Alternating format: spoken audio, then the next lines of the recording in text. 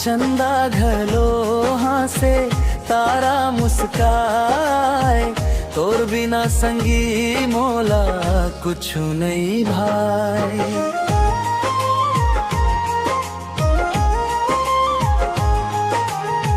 सावन की बूंदा में तोर छवि दिखाई,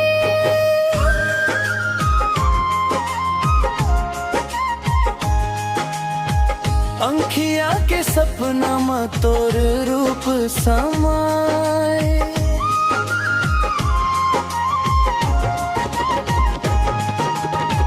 आजा रे संगी मोर हाथ में हाथ धर, माया के ये डोरी ला जन्म भर निभाबो हमर।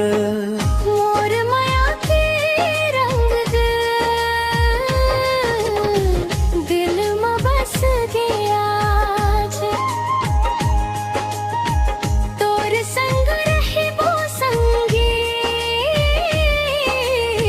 चाहे होवे का बरराज।